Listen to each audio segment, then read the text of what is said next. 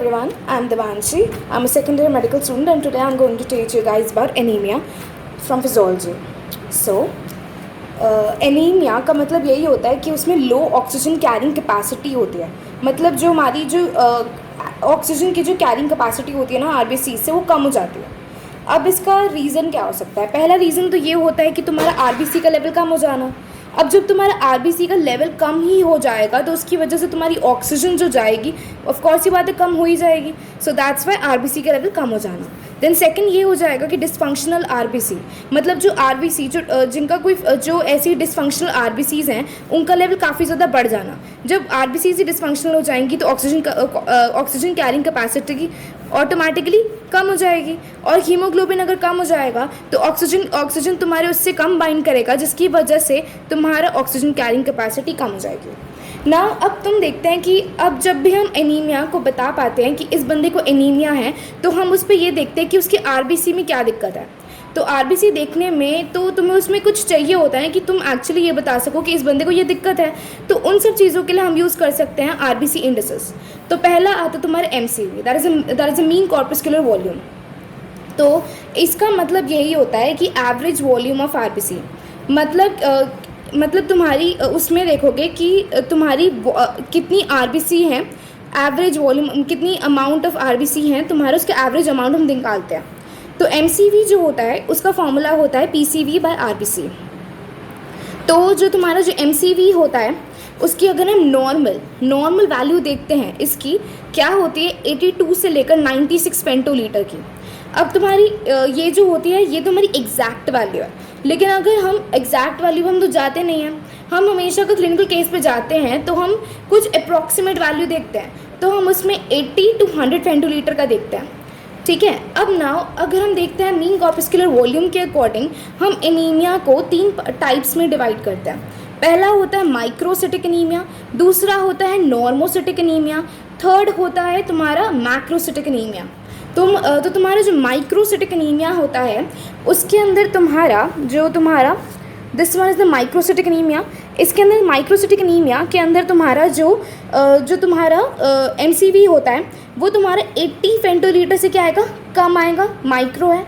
Normo आएगा तो तुम्हारा 80 to 100 के रेंज में होगा, तब जाके उसको एनीमिया है।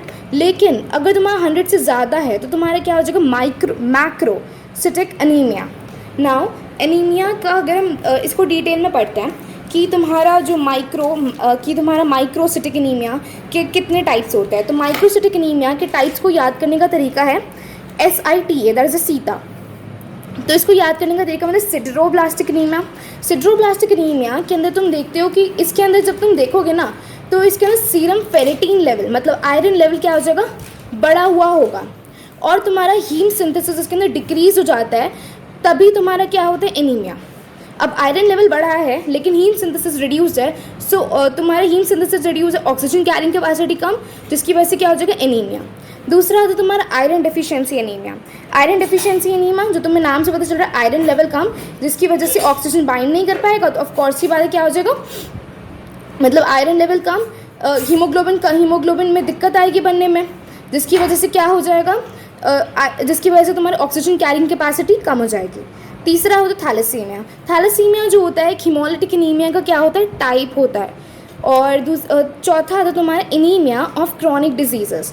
अब एनीमिया ऑफ क्रॉनिक डिजीजेस के नाम से पता चल रहा है कि किसी क्रॉनिक डिजीज़ की वजह से तुम्हें एनीमिया है।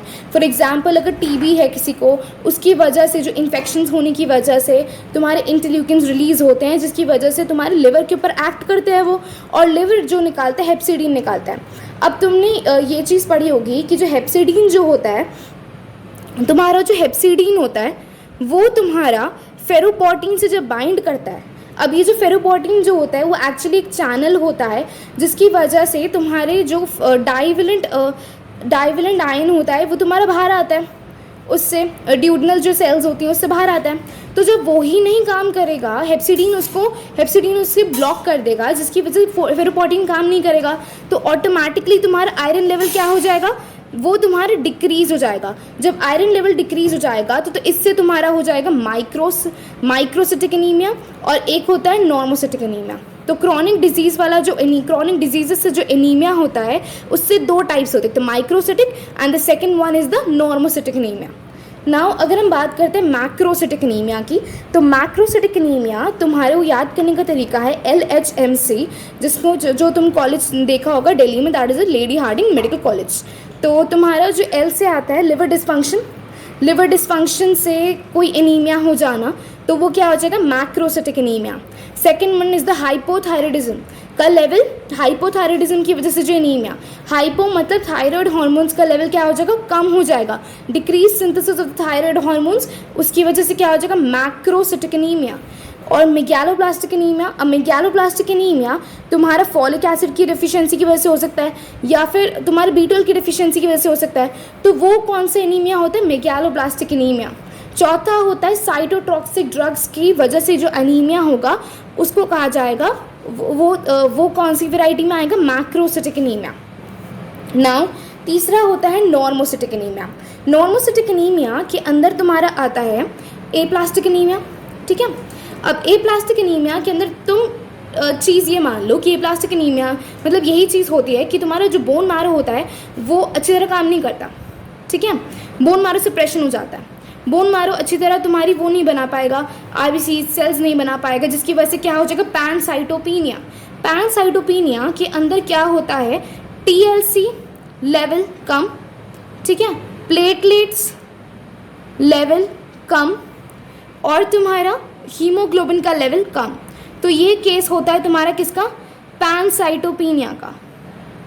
अब ये चीज़ तुम्हें बाद में भी काम आएगी इन pathology. Now second one is chronic renal failure. Chronic renal failure के अंदर तुम्हें नाम सीधा पता चल रहा है, किडनी फेलियर है, एरिथ्रोपोइटिन नहीं बनेगा। जब एरिथ्रोपोइटिन नहीं बनेगा तो RBC बनाएगा कौन, डिक्रीज लेवल ऑफ एरिथ्रोपोइटिन की वजह से RBC लेवल कम हो जाएगा, जिसकी वजह से क्या हो जाएगा, नॉर्मोसिटिक एनीमिया। RBC सिंथेसिस खराब, RBC सिंथेसिस अगर बन भी नहीं पाएंगी तो मतलब अच्छी तरह बनेंगी ही नहीं, डिफिशिएंट हो जाएगी, डिफिशिएंट एरिथ्रोपोइसिस हो जाएगी, जिसकी वजह से normocytic anaemia. Third one is the anaemia of chronic disease. Anaemia of chronic disease वाला जो होता है, तुमने बताया था कि जो क्रॉनिक डिजीज़ वाला एनीमिया होता है वो दो फॉर्म करता है बाद में जाके। First one is the microcytic anaemia, second one is the normocytic anaemia, fourth one is the haemolytic anaemia. मतलब हीमोलिसिस की वजह से, मतलब RBC टूट रही है बहुत ज़्यादा, हीमोलिसिस हो रही है उनकी ज़्यादा ही ज़्यादा, तो वो क्या हो जाएगा, नॉर्मोसिटिक एनीमिया। पांचवा आता है paroxysmal nocturnal haemoglobinuria. Paroxysmal nocturnal हीमोग्लोबिन्यूरिया।